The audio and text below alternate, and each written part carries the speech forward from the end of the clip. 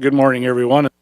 To the December 19th full board authority meeting of the Niagara Peninsula Conservation Authority meeting.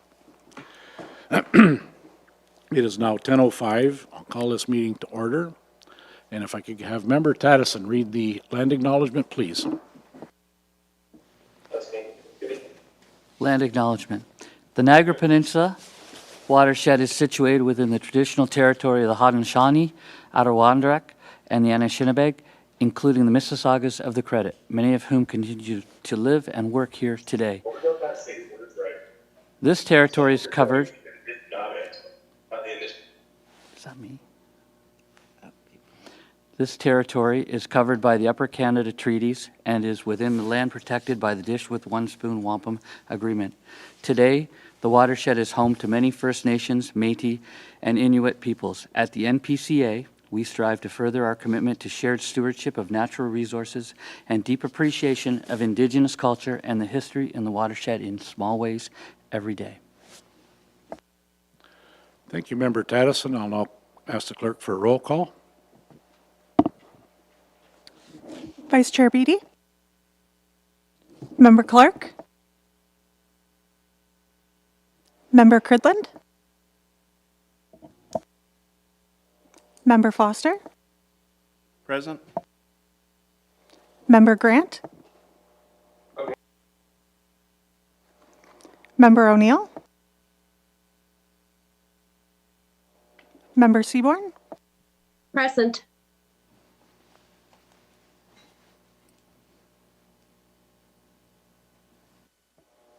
Member Here. Member Woodavine.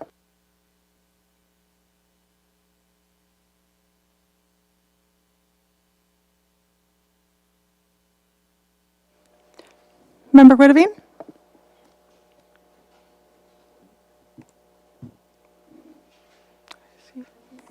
Yeah, he's in the meeting. Chair Metcalf. And present. Thank you. Approval of the agenda. I'm looking for proposed friendly amendment to address the report associated with the presentation and address the report associated with the NPCA campground electrical upgrades presented immediately after it has been received. Can I get a mover and seconder for the following motion?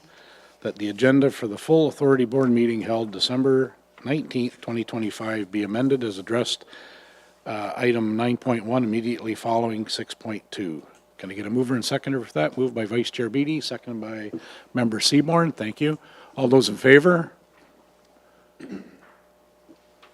That is carried unanimously. Thank you. Are there any declarations of conflict of interest? Seeing none around the table. Approval of minutes. Can I get a mover and seconder to approve the minutes before us today? The motion that the following minutes be approved. The minutes of the full authority meeting dated November 21st, 2025. Minutes of the full authority special meeting dated December 5th, 2025.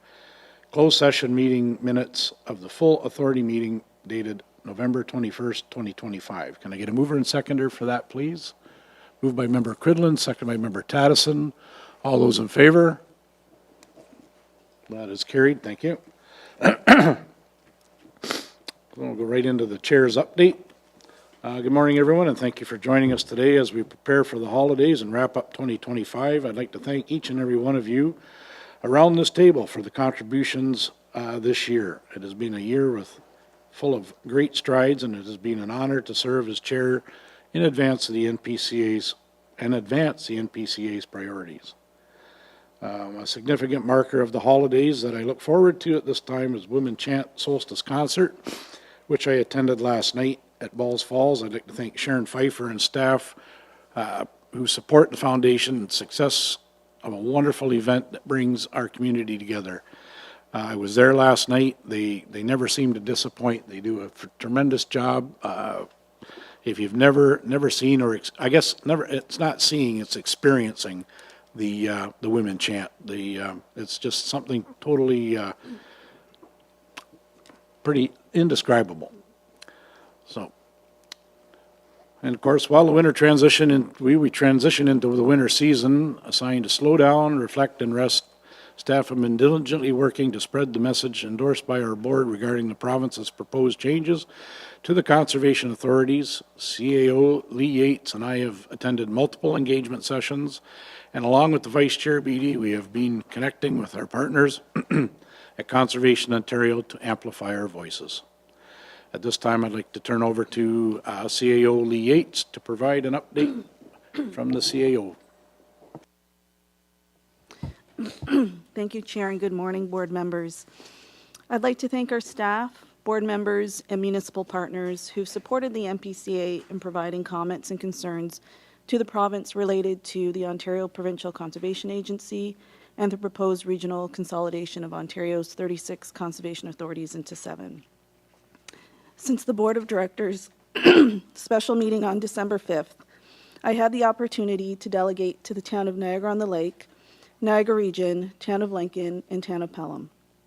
Our municipalities share similar concerns with the NPCA's Board of Directors. Niagara Region, along with City of Hamilton and Haldimand County, have passed resolutions supporting the board's opposition to the proposed regional consolidation. The commenting period on the Environmental Registry of Ontario posting 025-1257 regarding the proposed consolidation remains open until December 22nd. Members of the community can learn more about the province's proposal and NPCA's concerns and position by visiting our website at npca.ca, and comments on the proposal can be submitted to the province by visiting the Environmental Registry of Ontario website at ero.ontario.ca and search for posting number 025-1257. As we move into the holiday season, I'd like to wish our staff, board members, our watershed partners, and community members a joyful holiday season. Our conservation areas remain open during the holidays, and we hope you and your families have an opportunity to connect with nature and enjoy our wonderful green spaces in the Niagara Peninsula watersheds. As we reflect on a year rooted in resilience, we are grateful for the collaboration, commitment, and community spirit that helps us grow stronger. Thank you, Mr. Chair. Now I'd like to pass the floor to Member Taddison to provide an update from the Foundation. This is the NPCF update for December 2025. You'll be pleased to know that we received more than a dozen excellent applications for our Board of Directors positions. We have some spaces to fill, so we have some challenges ahead. We're wrapping up our fundraising efforts for 2025. The Directors' Challenge continues. There's still time. For those like myself who still have yet to donate, I am ascertaining what that amount will be, and it's going to be higher than ever. It's quick and it's easy to give online at npcf.ca/donate. The deadline is December 31st at 11:59 p.m. for online donations. In-person donations would be done today. We'd like to have everyone's participation, especially given the political circumstances. Local support for conservation is paramount. Any amount will do, but be generous. Thanks to all those who have already given. Our Giving Tuesday donation matched our Giving Tuesday donation matched by Desjardins was a great success. Today, $2,275 for new donors has been received.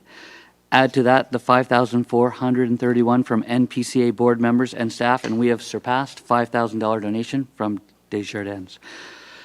Lastly, we held our winter solstice concert last night, as described by Chair Metcalf as indescribable. So next year I'll have to get there to see it for myself.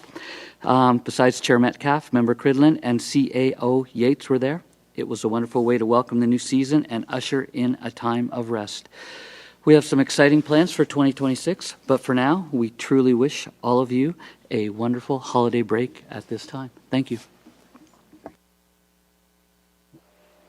Thank you, Member Taddison, and lots on the plate for the foundation. That's good to hear, and the fundraising, and I'd like to thank the board members for stepping up on Giving Tuesday and the Director's Challenge. That was quite a significant amount of money raised, so thank you. We're moving into item 5, correspondence. We have a total of 10 items of correspondence today. Can I get a mover and seconder on a motion to receive these items? Moved by Member Foster, seconded by Member Cridland.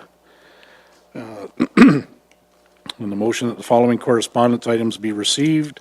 Correspondence dated November 25th, 2025 from the municipality of Shania, resolution number 380-25 pertaining to Bill 68. Schedule 3, the proposed regional consolidation of Ontario's conservation authorities. Correspondence dated November 26, 2025 from Asabo Bay Conservation Authority regarding Bill 68, proposed new Ontario Provincial Conservation Agency and ERO 025-1257.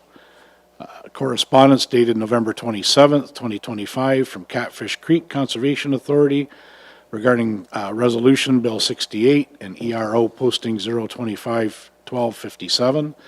Correspondence dated November 28, 2025 from the City of Windsor, decision number CR 481/2025 pertaining to Bill 68 and proposed regional consolidation of Ontario's conservation authorities. Correspondence dated December 9th from Credit Valley Conservation regarding ERO posting 025-1257, proposed boundaries for the regional consolidation of Ontario's conservation authorities. Correspondence dated December 12th, 2025 from Niagara Region regarding CL-C77-2025 regional consolidation of Ontario's conservation authorities. Correspondence dated December 15th, 2025 from the City of Greater Sudbury regarding members' motion, consolidation on proposed boundaries for the regional consolidation of Ontario's conservation authorities. Correspondence dated December 15th, 2025 from Conservation Halton regarding Bill 68 and proposed boundaries for regional consolidation of Ontario's conservation authorities, ERO posting 025-1257, and correspondence dated December 17th, 2025 from Niagara Falls Nature Club regarding ERO 025-1257, proposed boundaries for the regional consolidation of Ontario's conservation authorities, and correspondence dated December 17th from the Town of Pelham regarding Ontario Provincial Conservation Agency and proposed boundaries for the regional conservation authorities. Any questions regarding that? Any comments? Seeing none around. Mr. Chair, it's just Member Whittabine. Yes, go ahead, Member Whittabine. I just wanted to add some comments this morning to the correspondent. Getting an echo here. So on Wednesday, the OFA board had a president's meeting to discuss, they're looking for information for the position. We're on the same page as Conservation Authority. We do not think this is a very, very good idea. There was discussion about this might happen, and so we thought source water protection boundaries would be more suitable versus going from 36 to 6. And I guess farmers were feeling good about their relationships with conservation and how this may affect them into the future. So, being that this is echoing and hard to talk, I'm going to say those were the highlights of Wednesday's meeting, and I just wanted to add those comments. Thank you. Yeah, thank you, Member Whittabine.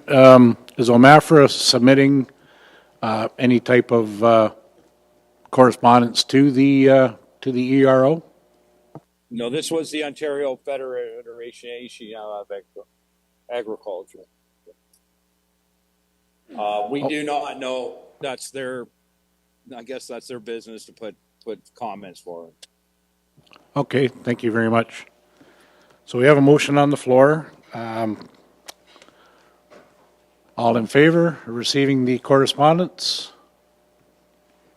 That is carried unanimously. Thank you.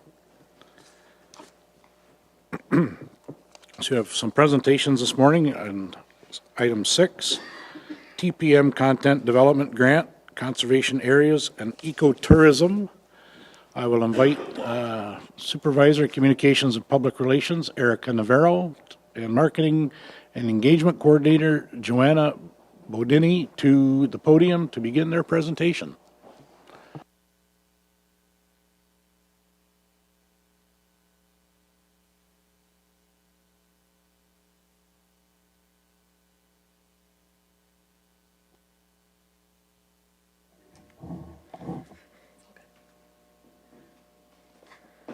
Okay, we're good.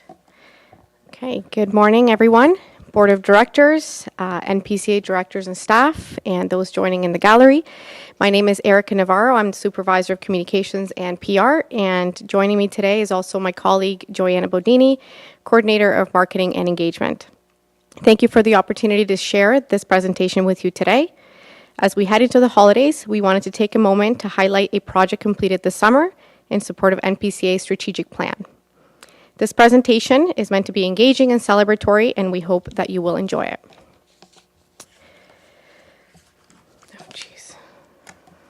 Thank you. This spring, NPCA was a successful recipient of a grant. Oh, I guess I should click. There you go. This spring, NPCA was a successful recipient of a grant from the Tourism Partnership of Niagara, our local RTO, and our goal was to revitalize our marketing and promotional efforts with new, engaging, and high-quality content that highlights NPCA's beautiful conservation areas, the recreational opportunities they offer, and position Niagara as a premier destination for nature-based tourism. As this was a content development grant, it was to be used specifically for the creation of assets, which included fresh, new lifestyle photos and videos showcasing our hidden gems. The scope also consisted in developing a series of blogs to boost website search engine optimization and further complement ongoing campaigns.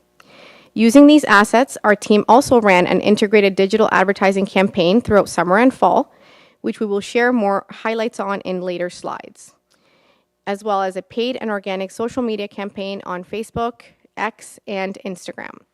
This project was completed in collaboration with local marketing company, Giant Shoe Creative. Before we get too much farther, I want to mention that you might see some familiar faces throughout this presentation. This project gave us a great opportunity to show off our talented and passionate staff. It got our teams out from behind their desks and into nature while putting them in front and center as the face of NPCA.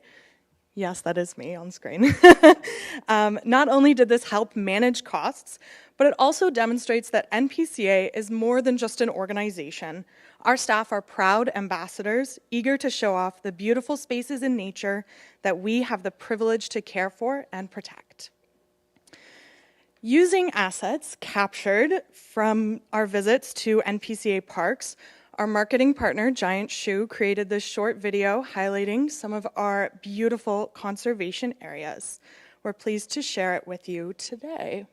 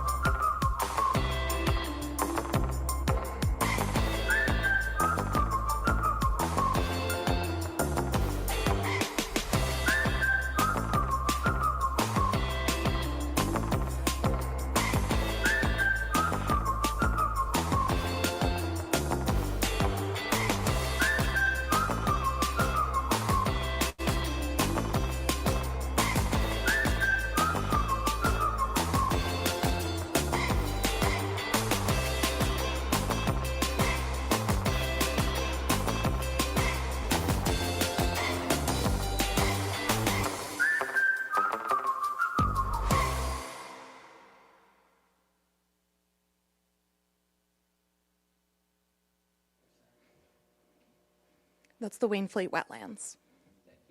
No problem. Oh. Perfect. Go to the next. Oh, next. Yeah, we're in the slideshow. Oh.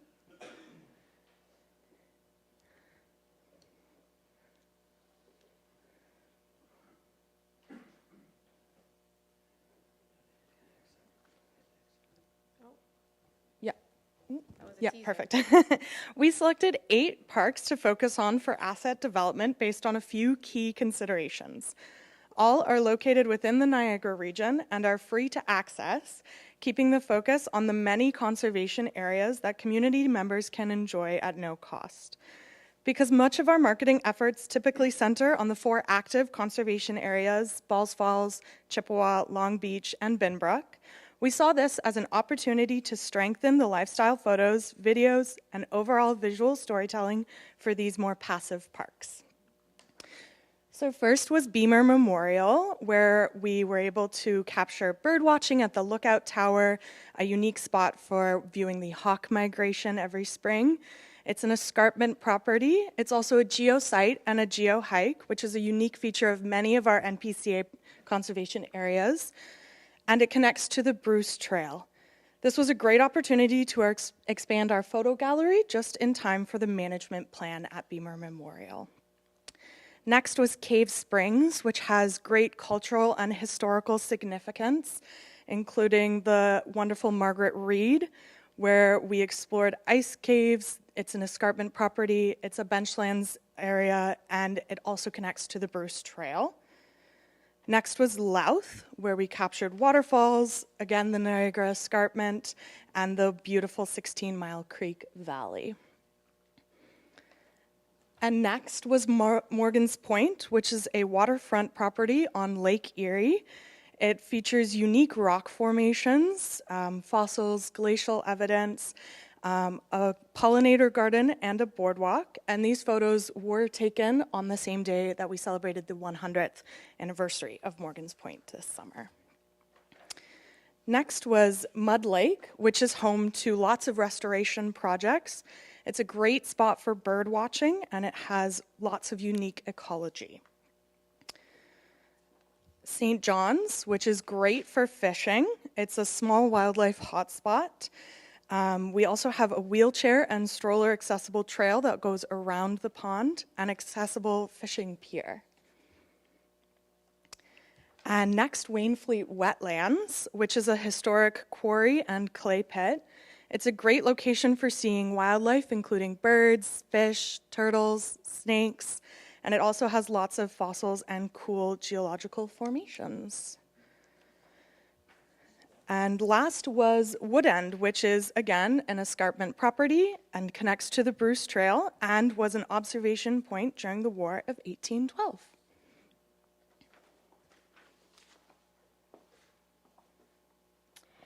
This project was guided by the following objectives: increasing public awareness of NPCA's conservation areas and the recreational opportunities they feature, promoting sustainable ecotourism and encouraging visitation to these hidden gems, fostering long-term interest in environmental conservation and heritage appreciation, and of course, since we were deep into conservation area season, we did pivot a bit and we aimed to increase visitation to NPCA paid parks through this campaign, through targeted ads and organic social media posts.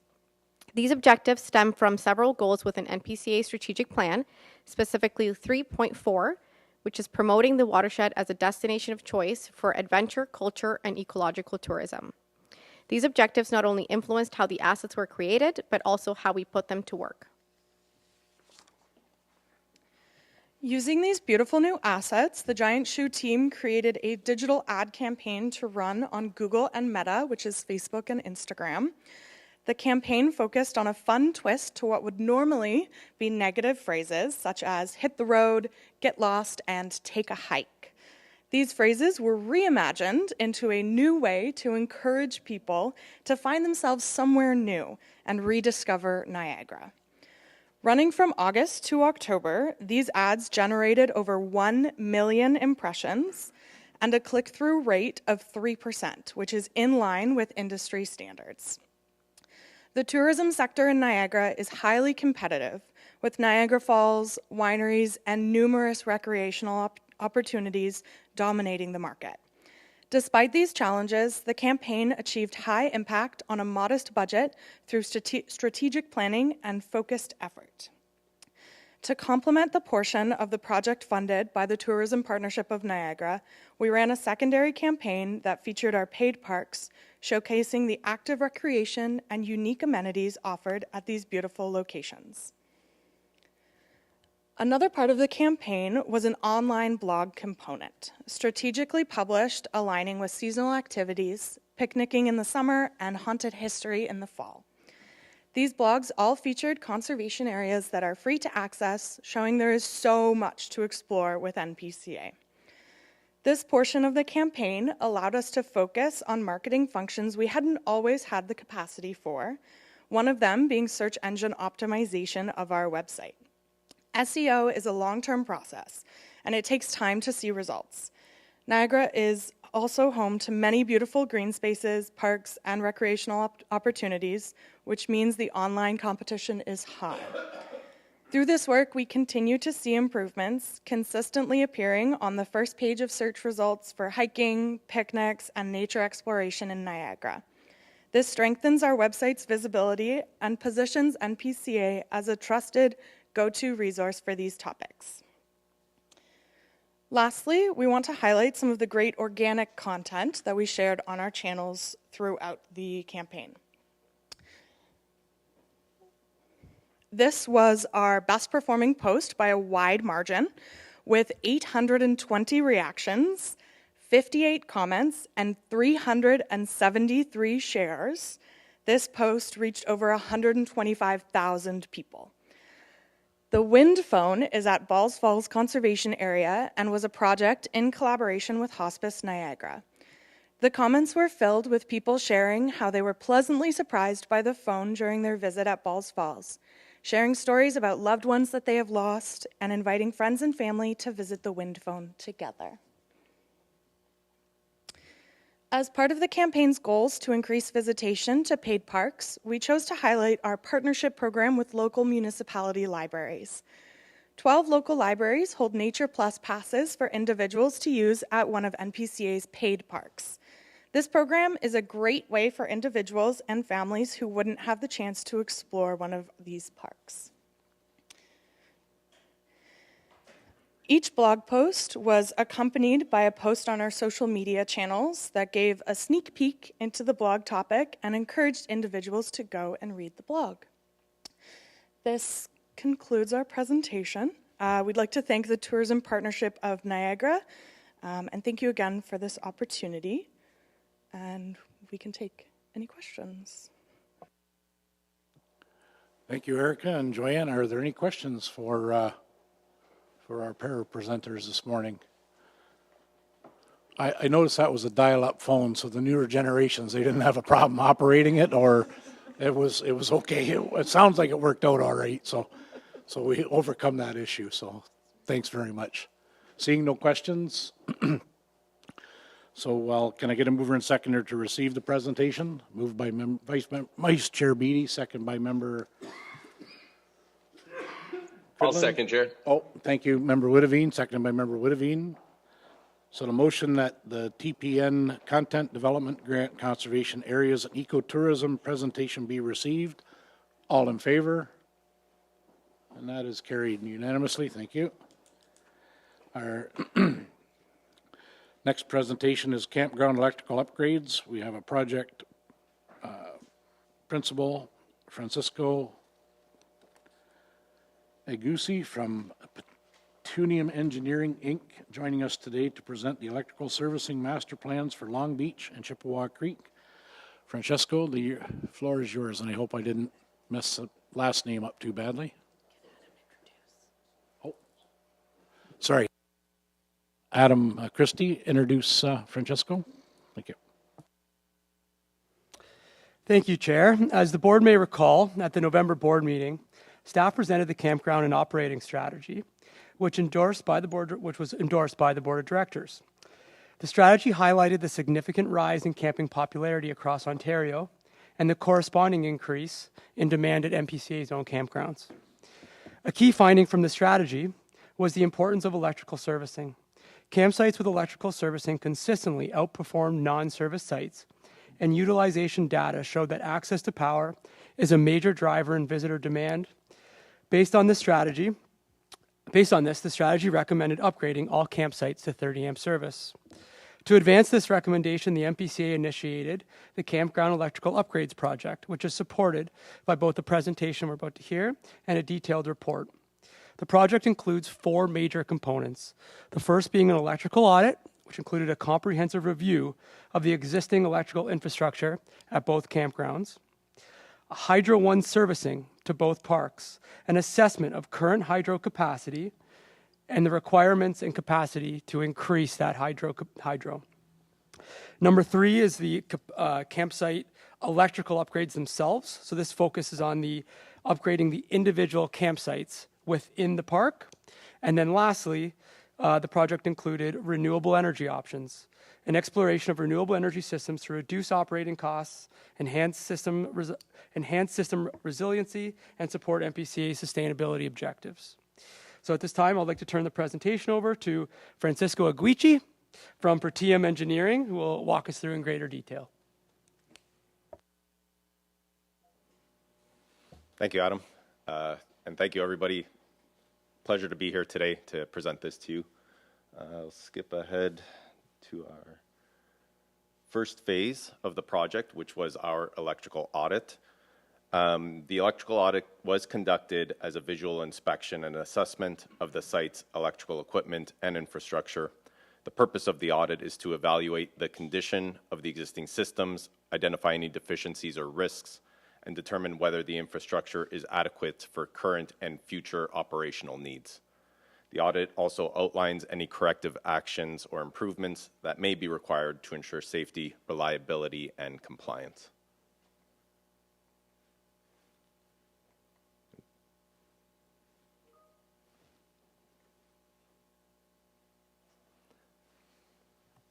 The existing hydro infrastructure for Long Beach is provided via a single metered service located on the north side of Lakeshore Road. For Chippewa Creek, the site is currently serviced by 7 independent hydro meters with approximate locations as shown in the image on the screen.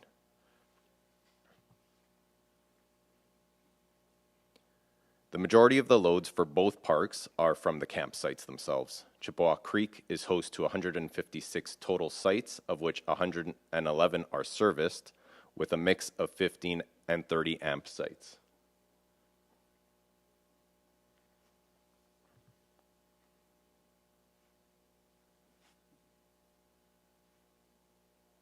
Long Beach is host to 206 total sites, of which 187 are serviced, the majority of which are 30 amp sites. The electrical audit identified that the existing infrastructure is near capacity and that there is little potential to provide for much expansion. In addition, some components of the electrical system were identified as being old or weathered, and as a result, they do not meet current standards. Total costs to address these issues over the next 5 years are projected to be approximately $134,000 for Chippewa Creek and $264,000 for Long Beach. This necessary work will ensure that both sites can meet current operational needs while maintaining the safety of visitors and staff. The next component of this study was to engage with Hydro One, the existing electrical utility provider, to understand how much electricity can be provided to the parks from the electrical grid. 2 scenarios were discussed with Hydro One. The first scenario indicated that a maximum of 500 kilowatts could be provided to both parks through the existing electrical grid. This amount of power is approximately 2 to 4 times what both parks are presently using. This electrical upgrade could accommodate immediate needs, allow for all existing campsites to be provided with an electrical service, and allow for some modest future growth. Hydro has confirmed that anything above 500 kilowatts cannot be accommodated on the existing hydro network. As such, new hydro expansion work would be required. The total estimated cost to upgrade the Hydro One electrical service to 500 kilowatts are $2.9 million for Chippewa Creek and $425,000 for Long Beach. The disparity in cost between the two parks is primarily due to the nature of existing hydro infrastructure. In the case of Long Beach, the majority of necessary electrical infrastructure presently exists on Lakeshore Road, requiring minimal upgrades.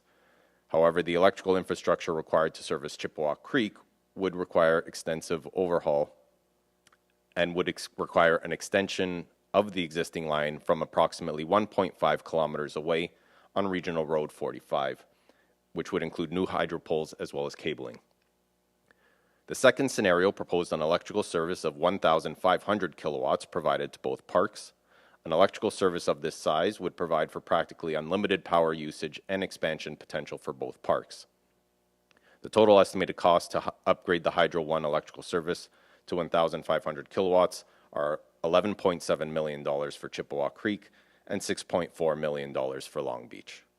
Based on the high cost required to provide 1,500 kilowatt services to both parks, the 500 kilowatt service option was determined to be the preferred alternative at this time.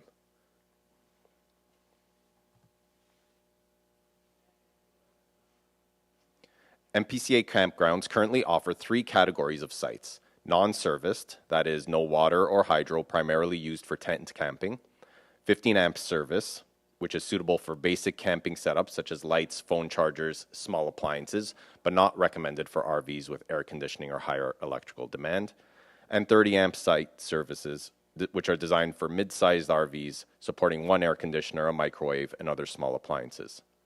As part of the electrical upgrades in the parks themselves, options were reviewed which include the potential addition of 15, 30, and 50 amp sites. The 50 amp service sites would be able to cater to larger RV equipped with multiple air conditioners, electric water heaters, and other high power consumption amenities. The advantages and disadvantages of the 3 options is summarized on this slide. For 15 amp sites, the advantages include lower capital costs and potential for more new sites compared to the other options. The disadvantages include lack of suitability for medium or larger trailers and other glamping options, a shrinking market demand for smaller trailers, and ongoing operational issues. For 30 amp sites, the advantages include moderate capital costs and the potential for a modest amount of new sites being added to each of the parks compared to other options, suitability for some glamping options, and reduced operational issues. The disadvantages include lack of suitability for luxury amenities typically found in larger trailers.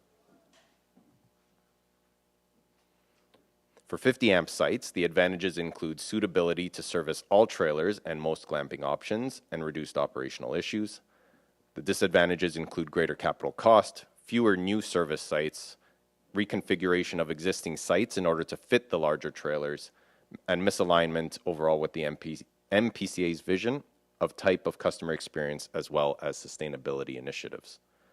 Based on discussions with the NPCA team, it was collectively decided to pursue the 30 amp service sites as the preferred option, as it most closely aligns both with the hydro solution presented as well as NPCA's vision for customer expectations.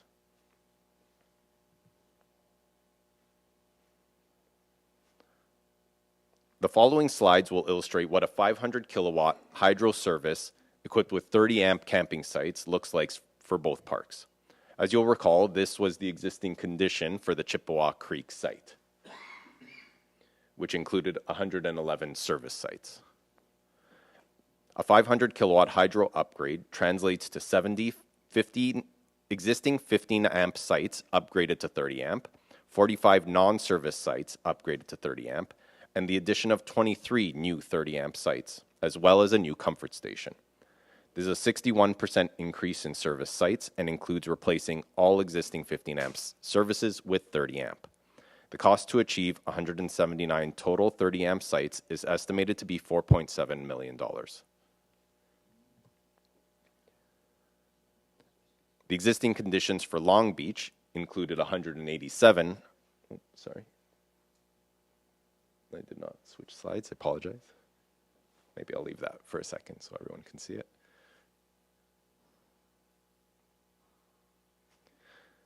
The existing conditions for Long Beach include 187 service sites, A 500 kilowatt utility service upgrade translates to 39 15-amp sites upgraded to 30-amp, 19 non-service sites upgraded to 30-amp, and the addition of 2 new 30-amp sites, as well as a new comfort station and the addition of the planned new workshop. This is an 11% increase in service sites and includes replacing all 15-amp services with 30-amp sites. The cost to achieve 208 total 30-amp sites is estimated to be $2.2 million.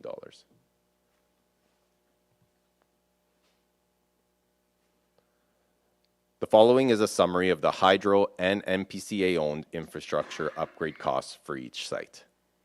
It should be noted that if these proposed works are undertaken either in whole or in a phased manner, then the necessary component replacements identified in the Phase 1 electrical audit would mostly be addressed through this work.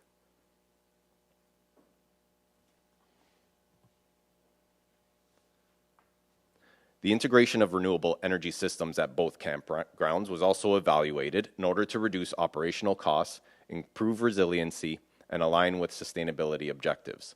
The systems considered were solar photovoltaic, i.e. solar panels, wind power through the use of wind turbines, battery energy storage systems, microgrid integrations, which is a combination of renewable energy batteries and load management systems, and islanding and grid independence opportunities. The analysis identified that solar PV generation is the most practical and cost-effective option. Solar PV offers scalable deployment, predictable energy output, lower technical complexity, and reduced capital operating and maintenance costs relative to the alternatives.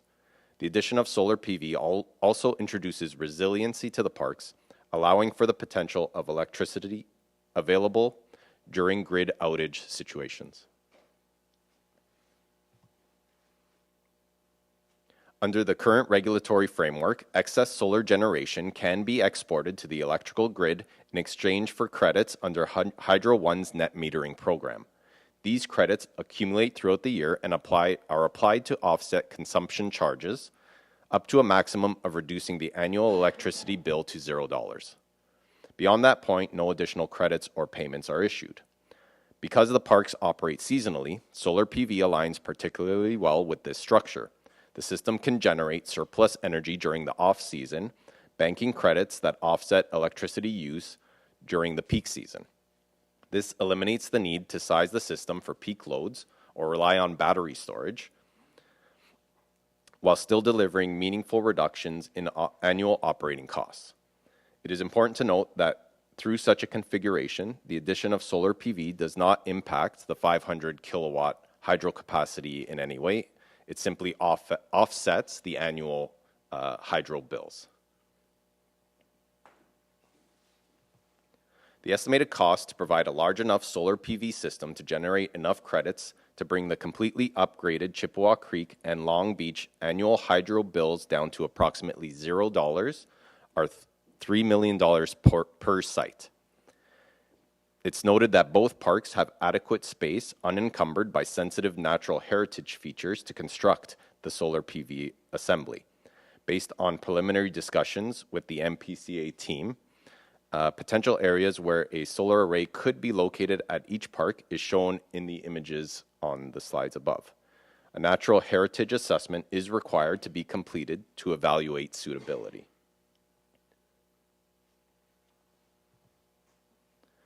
These costs are the hard construction costs to fully supply and install solar PV at the parks. There do exist certain government grant and incentive programs which could help to offset some of these costs. Additionally, there are different strategies to approach the project itself. For example, there exist many solar PV installers who provide what is called a power purchase agreement, where the supply and installation of the system is done at no cost. The NPCA would then enter into a fixed-term contract to pay the proponent directly for electricity generated, often at competitive rates compared to hydro. These funding opportunities and installation strategies can be explored further should we receive approval to proceed.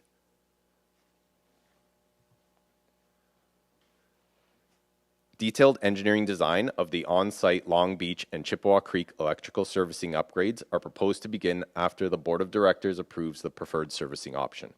The associated engineering design costs have already been included as part of the approved 2025 capital project, and the intent is to have a shovel-ready engineering design in order to be able to quickly take advantage of potential funding opportunities. Thank you, everyone, for your time and attention. We are happy to answer any questions there are at this time. Yes.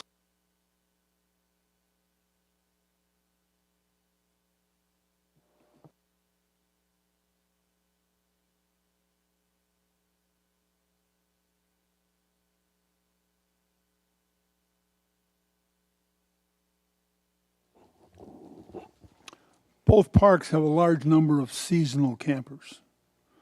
I don't know whether to address it to you or to, am I on? Yeah, you just have to come a little closer. Oh.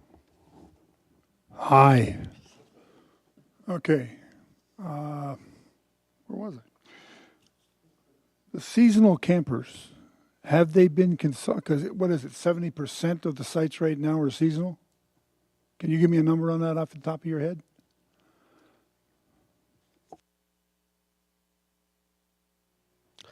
Thank you. Through your chair, I think that's a good approximate. It varies between, there's more seasonals at Long Beach than Chippewa, but that's a fairly close estimate. About 70%. Have they been consulted? So at this time, our goal is to just be able to get the playbook about what is possible for both these campgrounds. The question has always been, how? If we even wanted to do something, how do we do it? So at this time, there's been no consultation because this project is focused on how it could be done. What is that even possible? So you haven't done any projection on what their cost increase, because there's going to be a cost increase to the seasonal to help pay for this, correct? So at this time, anything that has to do with the financial aspects and costs in this report and through this presentation, our goal is to come back to you in 2026 with a fulsome, comprehensive analysis, financial models, and everything on how this will be done. But today, the focus is on the direction, the playbook on where we want to go to improve the infrastructure at our campgrounds. Okay, then I'll approach from a different perspective. At the present time, how many campsites are at Chippewa?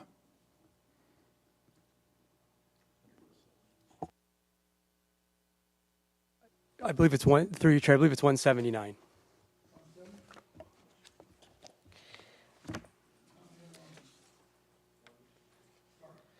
$206. 206.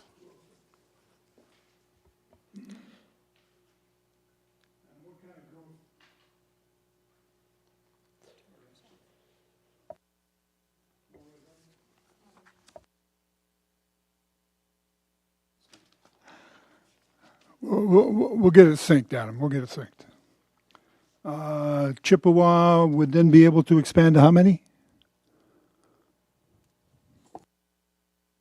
So through your chair, for both, it's in the report. There's 111 service sites at Chippewa. There's 4, and at the end of this project, there could be 179.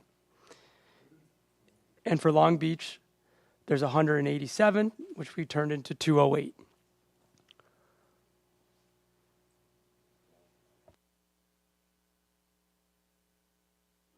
Okay, and you've already answered my second question, and that is where the solar farm locations are going to be. Seems very reasonable to put them there. That's a good idea to put them there.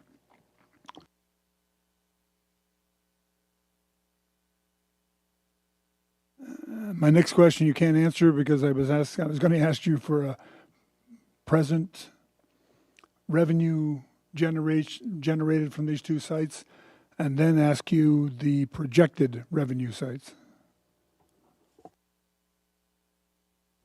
So through you, Trey, I can give you the current. You know, we're at close to 700,000 at Long Beach and 600,000, and close to 650 at Chippewa. But potential and where this could go, yes, I would agree that would come back to this board in 2026. Correct. Thank you, Adam. I have Member Whitavine, or sorry, Member Taddison, sorry.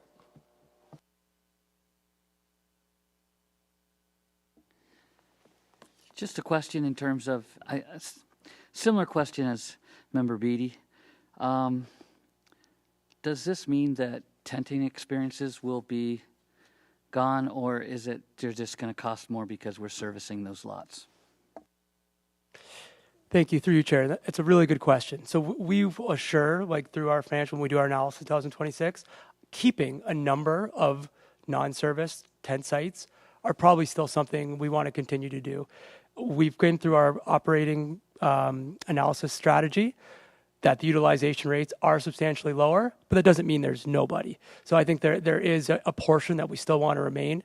For example, Long Beach, we recently added a few sites in an area that are perfect for tent camping that I think would remain a tent camping area. Would we be able to do the same expansion at Chippewa? Through you, Chair, of course. We like at Chippewa, there's several sites that are still non-serviced, and I think continuing to have a section or an area that's for that is still the goal. Next question, different topic. The solar panel footprints. What's it going to look like underneath those solar panels? Is there an opportunity to preserve animal habitat there and natural growth? Yep, I can answer that one. So there are certainly instances of maintaining wildlife and vegetation and things under solar farms. That's definitely not unprecedented, and it's something we could look at as part of the requirements for any solar array that would be installed at these locations.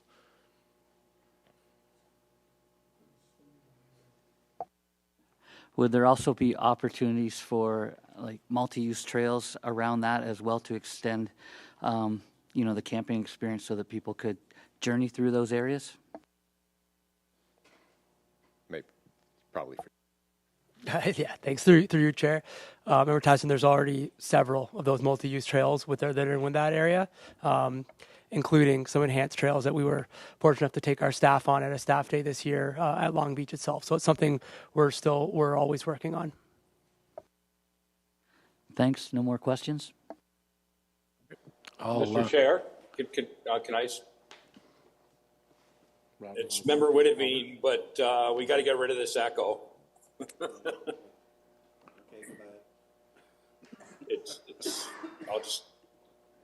It's hard to speak. Okay, thanks, Member Whitavine. We'll work on it here at our end. In the meantime, I'll defer over to Member Foster. Chair? Oh, Thank you. Member Clark. Can you ask Albert to turn down his radio? It might be coming through that speaker. Yes, thank you, Member Clark. Member Whitavine. No, I have nothing on here. Okay. We'll work on the technical difficulty. Member Whitavine, Member Foster. Yes, thank you, Mr. Chair, and thanks for the presentation and the work that you've done so far. And I look forward to the next step, which is the engineering and figuring all this stuff out. Fascinating the discussion in and around using solar as a potential source. Was your review confined just to Chippewa and Long Beach as part of this discussion at this point? Yes, for this project, we confined it to only Long Beach and Chippewa sites. Thank you. So when we get to the report, I'll have a few more questions. Thank you, Member Foster. Member Seaborn. Thank you, Mr. Chair. I'm having the same problem as Albert, and I'm also having extreme static. I'm having a hard time hearing the entire presentation. and apparently so is Member Clark. Okay, thank you, Member Seaborn. We're working on the technical issues as we speak.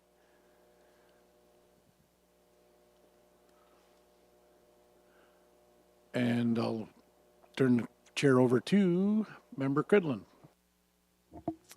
Thank you, through Chair, and thanks for the presentation. I'm going to say I have concerns. So there's a lot of information here. I think now there's been a lot of background to get us to this point, but seeing how much is included in this presentation, it looks really complex for going forward. You know, the numbers that we're seeing sort of for the first time for this kind of project.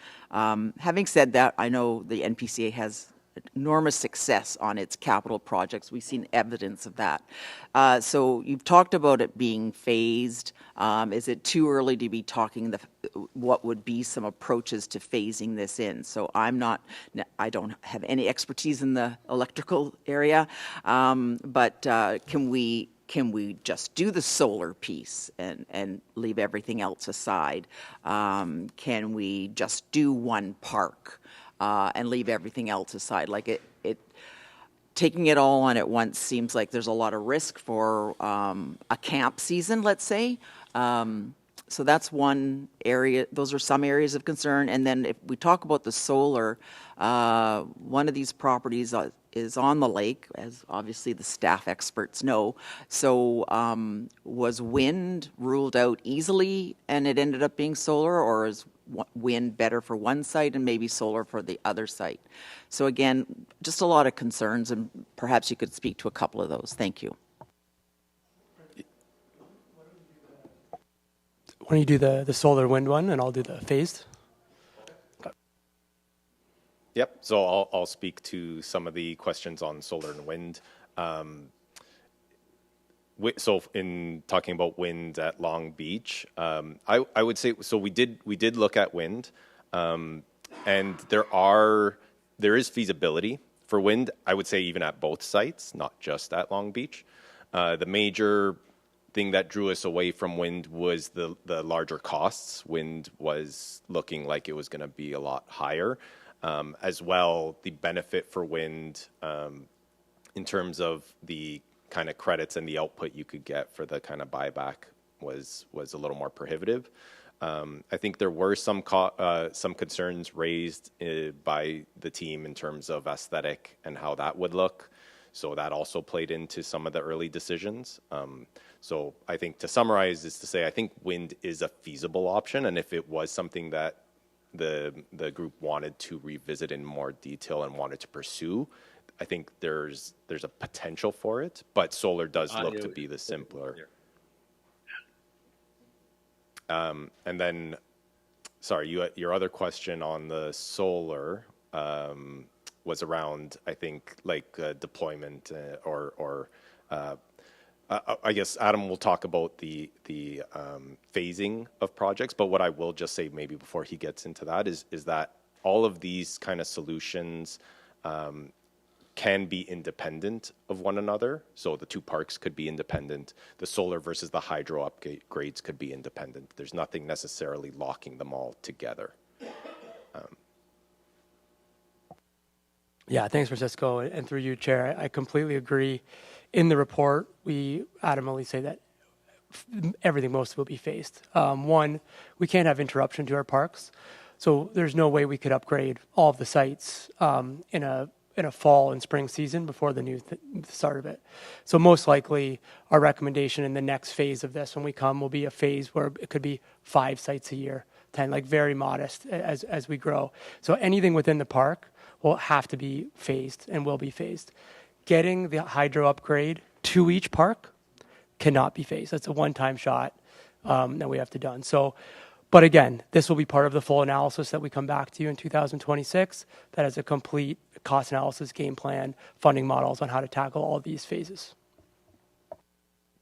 If I could just add to that, Adam, for the solar aspect, so one of the advantages of solar is that it's highly deployable in phases, right? You have panels and you'll have them kind of linked together in what are called strings, and you can do that in really any kind of configuration, any kind of quantity, right? So you can start with a very small and then build that up over the years to get more and more energy production.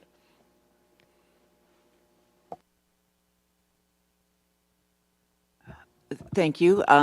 So again, I see in terms of the revenue options, and I think Member Beatty was trying to get to this, which will come forward, I realize, but leaning into the external funding. So again, I realize it's all taxpayers that are probably going to fund some of this other than the user pay part of this, but from the NPCA, there'll be lots of opportunities that will make sure we look into for the external part to balance the size and the scale of what we're looking at. And then I think I want to pull out as well, when I looked at the numbers just briefly, it looks like the potential to add transient sites is where we're going to see a huge revenue lift. So they are the ones underutilized. They are the ones that when we service, we're actually adding more and making the existing ones way more revenue friendly. So I think there are some, obviously some big wins in here on the revenue side, but it's that I guess we'll see more when we get the next report. So maybe just confirming that, there's a lot of background that got us here that suggests this is such like we have to invest in this next step to know that it's going to be what we're hoping it is. So again, it looks very complex for at this point. Thank you. Thanks, Member Quinlan. Are there any more questions around the table?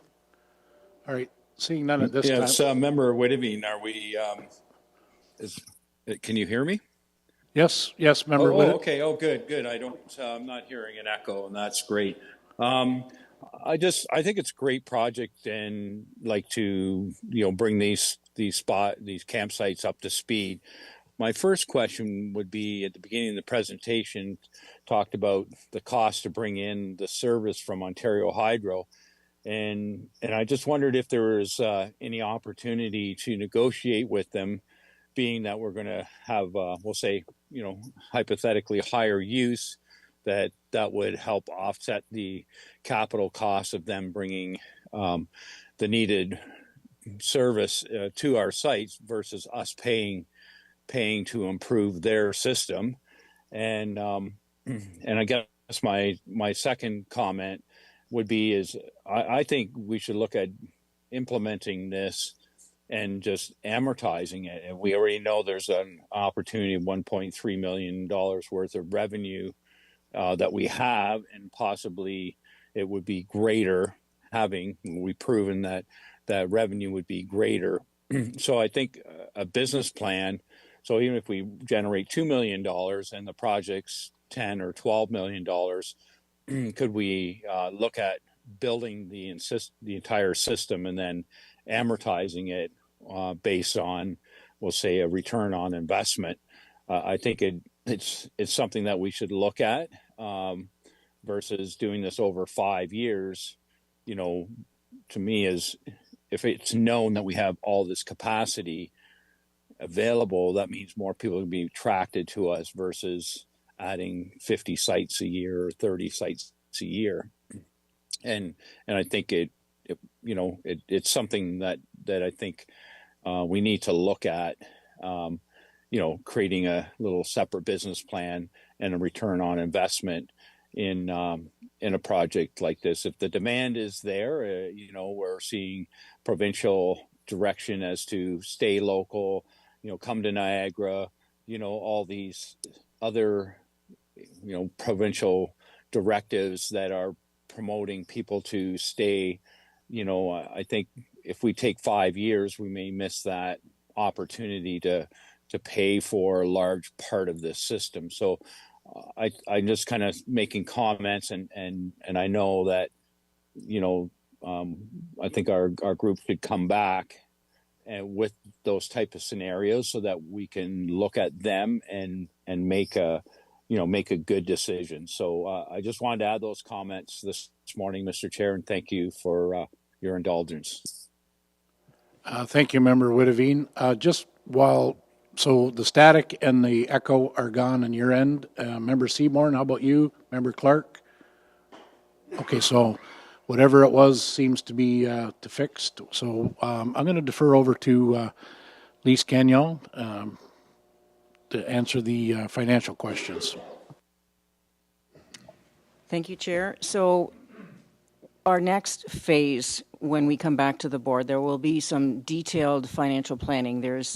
We've had conversations, but I mean, the reality here is it's more than just a return on investment. We need to look at if we're phasing implementation of these sites, the cash flow resulting from said phasing process would have to be incorporated into any kind of business plan that we move forward with. We also need to look at how we're going to finance this from a cash flow perspective, because the dollars are not insignificant. So costs and options and alternatives to drive an ROI, without question, will need to come back to this board. We're not in a position quite yet to be able to do that, or we could have, potentially have come forward now, but certainly we're looking at a variety of alternatives, and we'll drive those ratios and recommendations once we have a playbook, to use Adam's term, on the direction that we want to take. Okay, thank you for that. Okay, thank you. Lisa, are there any other questions for Francesco around the table? Seeing none, thank you very much for being here today. So can I get a mover and a seconder to receive the presentation? Moved by Member Tattison, seconded by Vice Chair Beatty. So the motion that the TPN content development, hang on a second. Nope, I'm down here. So the motion that the campground operating strategy presentation be received. All those in favor? And that is carried unanimously. Thank you. And now, as amended in the minutes, we have report FA 60-25 regarding the NPCA campground electrical upgrades. Tied to the presentation we just received, I'll invite Adam Christie to provide brief remarks on the report. So through you, Chair, my remarks are kind of the same that I've already given, so I think we're good.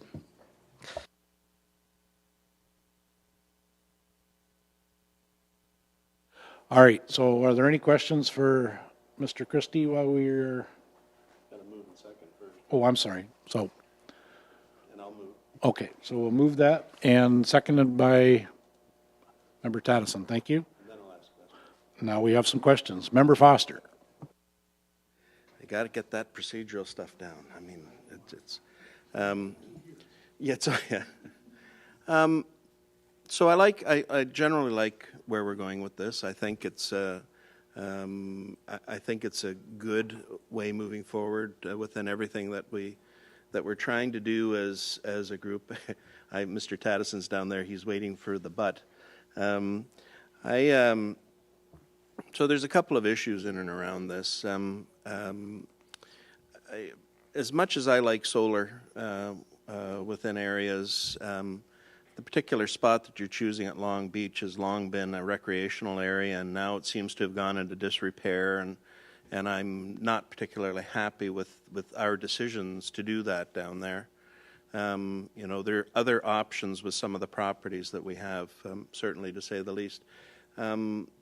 If we're going to look at offsets when it's all said and done, through you, Mr. Chair, is there opportunities with any of our other areas that we should be doing? I mean, we don't necessarily have to offset at the spot where we're doing these upgrades. We could potentially have offsets elsewhere. So I'm just wondering if there's any review have been done of our other properties and any of them that may turn up as being more ideal sites for some of that.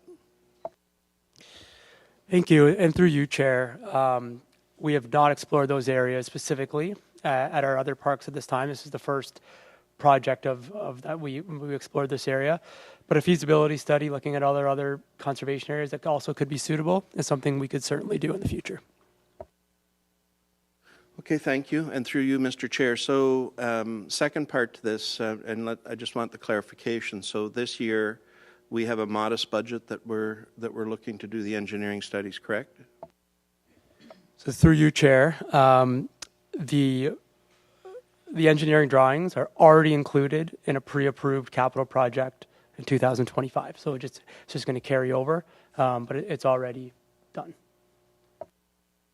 Okay, so with this report that's coming through you, Mr. Chair, what's the real financial request that's going on from us as a board at this point in time? And the reason I ask is I get a little frightened with provincial changes on who's doing what and you know, potential massive upheaval that's going on, and suddenly we're looking at multiple millions worth of upgrades going on to areas that I'm not sure we should be getting into. There's my editorial ahead of that. So the question is, you know, like what are we actually on the hook for this year before we start seeing some of the effects of the rest of this? So thank you for the question. Through you, Chair, this report is requesting zero financial dollars. We have a pre-approved capital project in 2025 and a 2026 capital project to address some of the immediate repair that was addressed through the electrical audit. But those are already pre-approved through our capital project program. So today there's no financial request, just the path forward to complete the engineered drawings so we can start the process of exploring financial models, funding opportunities, etc. Perfect. So that that has to be clear as we're going on. I think we should be a little cautious as a board as we're going into the next year until we really see the lay of the land. Committing to too substantial of financial outlays, but of course keeping all of our facilities in good repair certainly is a top priority as we're going on. So thank you, Mr. Chair. Thank you, Member Foster. Are there any other questions for Adam at this time? Okay. Seeing none. We have a mover and a seconder, so I will call the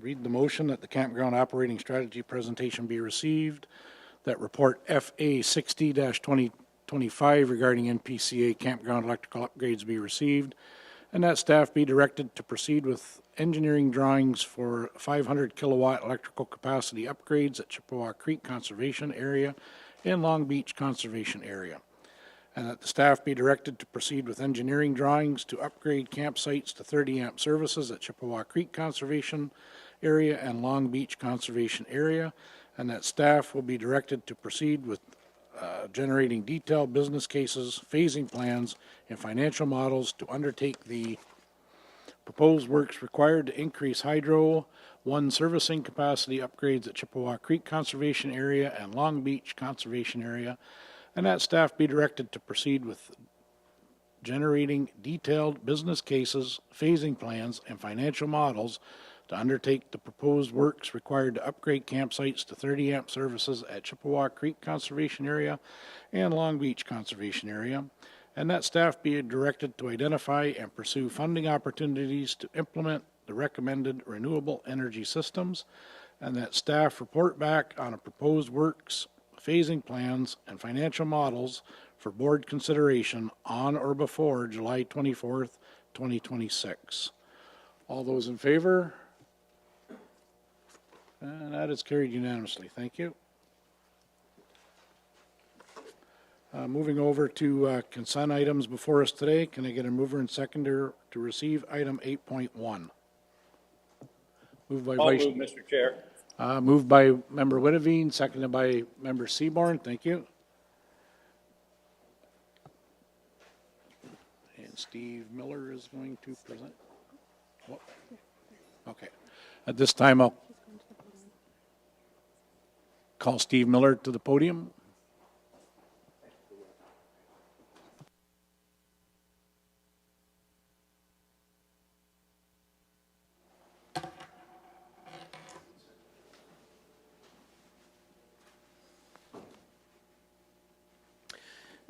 Good morning, Mr. Chair, ladies and gentlemen of the board. I'm here to introduce this consent item before you. The purpose of this report is to provide the rationale for the NPCA's asset management program. Namely, this program is a tool that can be used to provide sound fiscal management, to extend and maximize the lifespan of our assets, to provide strategies for achieving and maintaining desired levels of service, and provide a tool to manage risk. In addition, undertaking a robust asset management program is one of the goals outlined in the NPCA's strategic plan. The report in front of you describes the components of an asset management plan, and it indicates the schedule where the NPCA staff intend to complete the various components of the asset management plan. That's a high-level overview. I'd be pleased to answer any questions you might have. Thank you, Steve. Are there any questions around the table regarding report FA 6525?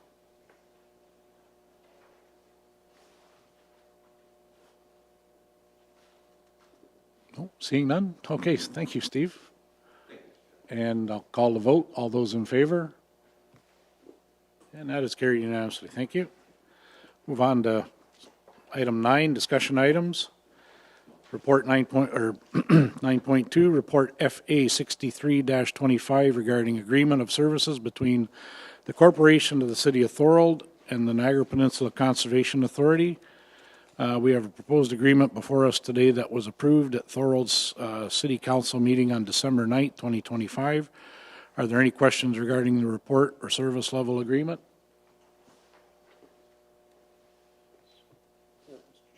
Yes, Member Foster, go ahead. Through you to the CAO. So we have quite a number of these agreements that have gone into place, and can you just remind us briefly as to what exactly we're doing? The only reason that I'm asking that question is that it continuously is coming up at Niagara Region, questions on who's doing what between lower tier and upper tier and various things like that, and just briefly explain how we are part of this mix and why we're doing good things. Thank you, through the chair. Yes, we have been very successful. I think there may be one outstanding lower tier municipality. We're still negotiating, Natalie's saying two, negotiating the servicing agreement. So as you may recall, through the Conservation Authorities Act, these Category 2 fee-for-service programs and services such as tree planting, working on watershed studies, restoration works, other supportive programs and services we can provide for our partner municipalities, provided that there's an agreement in place, so an agreement of services. The catalyst for sort of this first wave of work with our municipalities has been Trees for All, with our tree planting program, where it's a cost-shared, long-term, multi-year funded program, and it helps meet the strategic objectives of the local municipalities. Where we've seen some other gains, and particularly I'll mention Niagara on the Lake, is they've approached us to help them with the 4 Mile Creek watershed plan that we're working on. We know that there's flooding and erosion concerns within the creek itself. We had initiated some initial geomorphic assessments for the town a couple years ago with engagement with landowners, and so that has now rolled into a more fulsome watershed study, and that will be cost shared with Niagara on the Lake as well. And if I can point to Niagara on the Lake again with the Virgil dams and the management options there.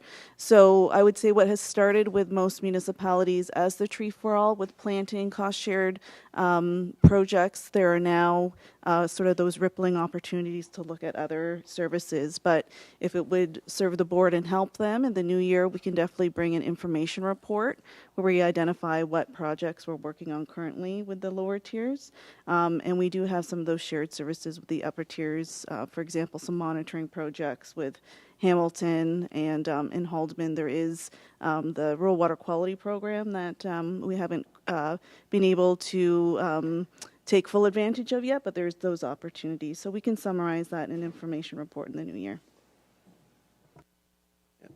Through you, Mr. Chair. So thank you for that, and I'm looking at Councillor Seaborn and others that are on our Niagara region. We just came through a brutal budget, to say the least. I know you guys in Hamilton, you're going to wait till the new year and do your brutal budget, but the reality for us is that there was an awful lot of discussion about staffing at the region and who's doing what and these relationships and not fully understanding everything that's going on. So I think a report would be a good thing just to make sure that that's very clear as we're going on. Thank you.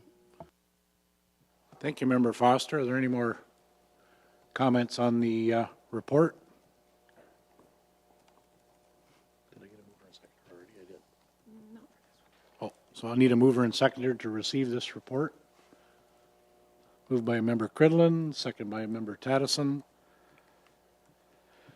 So that report FA 6325 regarding agreement of services between the corporation of the City of Thorold and Niagara Peninsula Conservation Authority be received, and that the agreement of services between the corporation of the City of Thorold and the Niagara Peninsula Conservation Authority be approved, and that the CAO Secretary Treasurer and the NPCA Chair be authorized to sign required documents to execute said agreement, and further that the final executed agreement of services between the corporation of the City of Thorold and the Niagara Peninsula Conservation Authority be made publicly available on the NPCA's website.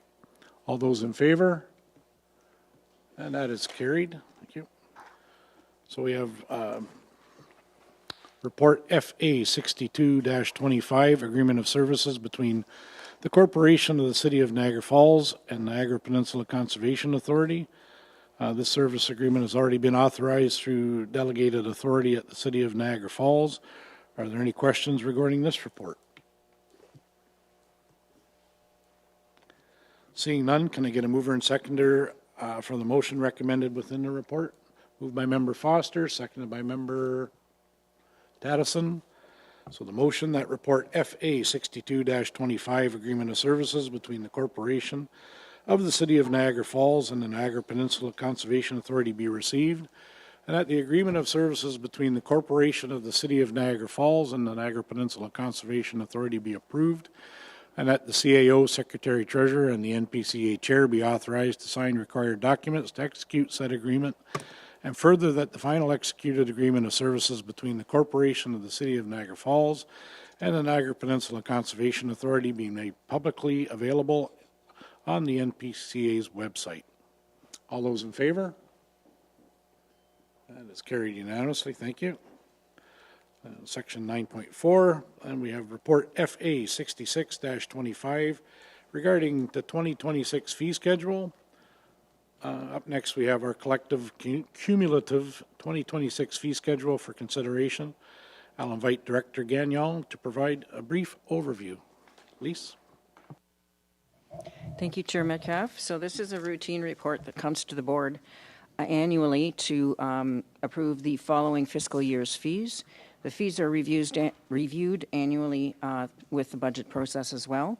This typically does come to the board in 2 installments, given that the wedding and facility rentals come first due to some timing issues. And this board approved those rates on the 21st of November this year. All other fees, so planning and permitting, fee for service, and professional fees is what we're seeking approval for today. Plan review and permitting have been adjusted by a factor of 2.4% for inflation. We have not been notified yet of the continued minister's fee freeze, although it is certainly a possibility. So as part of the recommendation for this report, should the fee freeze indeed be effective for the following year as well, the CAO Secretary Treasurer will be directed through the board resolution to move the fees back to the prior levels. And I just wanted to mention that this would have an impact on our ability for full cost recovery in terms of the continued fee freeze. Happy to answer any questions. Thank you, Director Gagnon. Are there any questions regarding the report for Lise on the table? Seeing none. Mover and seconder. Can I get a mover and seconder to receive the report? I'll move that, Mr. Chair. Okay, moved by Member Whitavine, seconded by Member Seaborn. So the motion that report FA 6625 2026 fee schedule be received, and that the 2026 fee schedule outlined in Appendix 1 of report FA 6625 be approved with an effective date of January 1st, 2026, and that the 2026 fee schedule be made publicly available on the NPCA website, and further that in the event of an issuance of a direction from the Minister of the Environment, Conservation and Parks to require a conservation authority not to change amounts charged for plan reviewing and commenting and issuing permits as directed in previous years, the CAO Secretary Treasurer be directed to adjust the 2026 fee schedule to reflect the plan review and permit fees in the board approved 2025 fee schedule. All those in favor? And that is carried. Thank you. 9.5, report FA 6125 regarding authorization to enter into a license of occupation agreement with Parks Canada, Niagara Shores Park. I'd like to invite Director Green to provide a brief overview on this initiative before us today. Thank you. Natalie, go ahead. Thank you so much, Chair.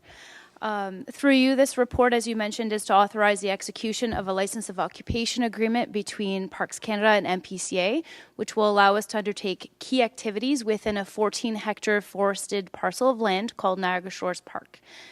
The license of occupation is a short-term agreement which will grant NPCA as a licensee the ability to use the land for the purpose of enhancing natural and cultural heritage while it remains in Parks Canada ownership. This agreement comes following several site visits and conversations between NPCA and Parks Canada over the last couple of years, as well as a legal review and advice of the license of occupation that is presented in the report as well. This collaborative approach through the execution of the license of occupation reflects a shared commitment to maintaining Niagara Shores Park as a natural area in public ownership and provides NPCA with several opportunities to enhance visitor experience and deepen community appreciation for Niagara Shores Park. Through the agreement, NPCA will be able to conduct ecological research and site studies, provide land care and natural heritage management, work collaboratively with Parks Canada as well as the town of Niagara-on-the-Lake, Indigenous partners, community members, and other levels of government, and lead the development of a long-term land management plan to guide appropriate use and conservation of the park. We've also invited to join us today Acting Superintendent Sarah Quinlan Cutler to join the meeting online. And Sarah's with us online to be able to answer questions, and staff from both NPCA and Parks Canada are happy to take your questions as well. Thank you. Great. Thanks, Natalie. What an exciting proposal to wrap up the year. Are there any questions for Natalie or Sarah? Member? Member Whitavine. Yes, Member Whitavine. Yeah. A question to the presenter. In this agreement, you stated that we have a relationship in managing the property and with our partners, and I was just, as we were kind of talking dollars and cents, I was just curious in what the report says no cost, but what are we putting in for in-kind services? Has that been quantified for this site? Go ahead, Natalie. Thank you. Through you, Chair. It's not exactly been quantified yet, but it'll go through any operating budgets that we have existing through NPCA resources and Niagara-on-the-Lake as well. Okay, thank you.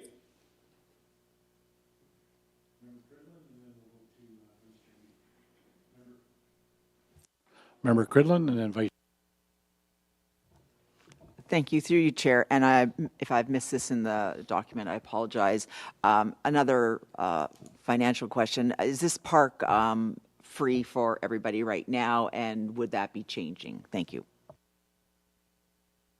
Thank you. Through you, Chair. Yes, it is free access right now, and that is not changing. We are not taking ownership of it. We're providing land care and studies and be able to look at a land management plan for the future to determine what those next steps might be. And Vice Chair Beatty. Thank you, Chair. So short term, we manage. Long term, do we own? Can you answer that question? Thank you. The license of occupation is just the short term, just that collaboration and management. It may lead to something in the future, but at this point, we have not made any decisions or had any of those conversations yet. Because I think it would be great now that we have Representative Parks Canada here. You can transfer the ownership to us anytime. Thank you. Thank you, Member Beatty. Are there any more questions regarding this report? Can I get a mover and seconder for the presented recommendations? Member Foster, second by Member Cridland. So the motion before us that FA 61-25 license of occupation agreement with Parks Canada, Niagara Shores be received, and that the license of occupation agreement between Parks Canada and the Niagara Peninsula Conservation Authority as appended herein be approved, and that the CAO Secretary Treasurer be authorized to sign required documents to execute said agreement, and that the staff be directed to report back annually on the status and planned activities pertaining to the Niagara Shores Park property, and further that report FA 61-25 be circulated to the town of Niagara-on-the-Lake and the Niagara region for information. All those in favor? And that is carried. Thank you for being here today, Sarah. So we're going to section 10, Public Advisory Committee meeting minutes dated November 25th, 2025. Can I get a mover and seconder to approve the Public Advisory Committee meeting minutes?